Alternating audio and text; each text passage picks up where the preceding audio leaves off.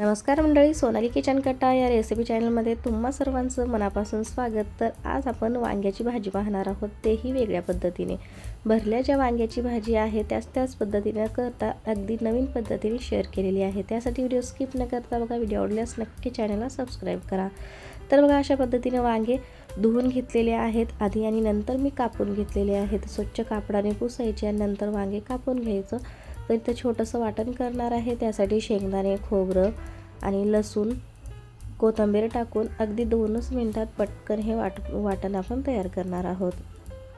तर हे सगळे जिन्नस छान असे भाजले गेल्यावर त्यामध्ये आपण एकदम थोडंसं जाडसर वाटून घेणार आहोत।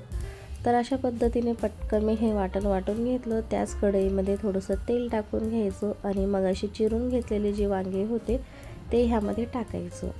तर वांगे कापल्यावर न आपल्याला धुता आधीच वांगे धुवून घ्यायचं, जेणेकरून हे तेलात टाकल्यावर उडतात। पाणी जर ह्या वांग्याला राहिलं तर जास्तच ते तडतड उडते आणि तेलसुद्धा अंगावर पडते। त्यामुळे इथं जास्तच उडायला लागलं की मग त्यामध्ये आपण थोडंसं मीठ टाकायचं, त्यामुळे तेलसुद्धा चटचट उडत नाही। ही एक सोपी टिप्स आहे। कोणतीही भाजी किंवा काही करताना तेल उडत असेल तर त्यामध्ये थोडंसं मीठ टाका, त्यामुळे तेल अंगावर उडत नाही। तर ते वांगे 2 मिनटं तेलावर परतून झाल्यावर ते काढून घेतलं आणि त्याचमध्ये इथं मी मोहरी, जिरं, कढीपत्ता आणि भरपूर असा बारीक कट केलेला कांदा छान लालसर होईपर्यंत ठेवायचा। मग नंतर त्यामध्ये सुके मसाले टाकून घेते मी। इथं लाल तिखट, हळद, घरचा काळा मसाला, कांदा लसूण मसाला आणि गरम मसाला असं हे सगळे जिन्नस टाकून मिक्स करून घेते आणि मग अशी वाटण बनवलेलं आहे ते सुद्धा टाकून 2 मिनटं परतून घ्यायचं।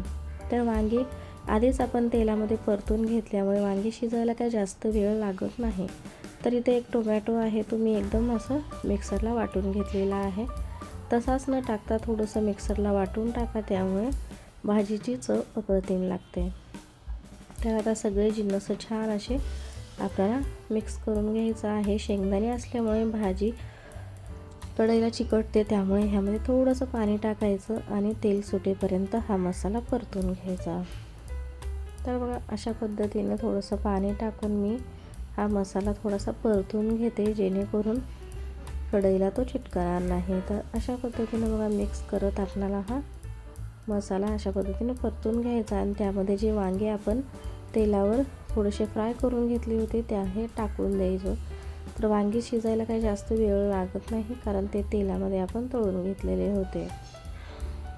तर बघू शकता इथं छान असं आपण वांगे 2-3 मिनटं तेलावर परतून घेतलेला आहे आणि आपली भाजी मस्त, तुम्हाला जेवढं घट्टसर ठेवायचं त्या पद्धतीने तुम्ही ठेवू शकता। तर वांग्याची भाजी एकदम अप्रतिम झालेली आहे। वरून थोडंसं गरम मसाला आणि बारीक कट केलेली कोथिंबीर टाकायची आणि मस्त गरम गरम चपातीसोबत, भाकरीसोबत, भातासोबत ही अशी वांग्याची भाजी तुम्ही खाऊ शकता।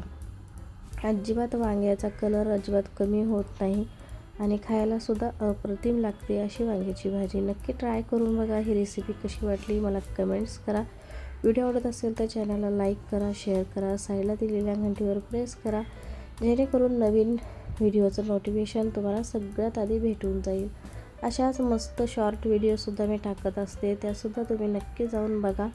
तर ही रेसिपी कशी वाटली कमेंट्स करा आणि माझे छोटेसे ब्लॉगसुद्धा मी शूट करते, जे माझ्या दैनंदिन जीवनामध्ये जे काही मी करते त्याचे मी छोटे शॉर्ट व्हिडिओ बनवते। त्याचा वेगळा चॅनल आहे, सोनाली लाईफस्टाईल विथ फॅशन म्हणून आहे, तुम्ही तिकडेही जाऊन नक्की एकदा बघा।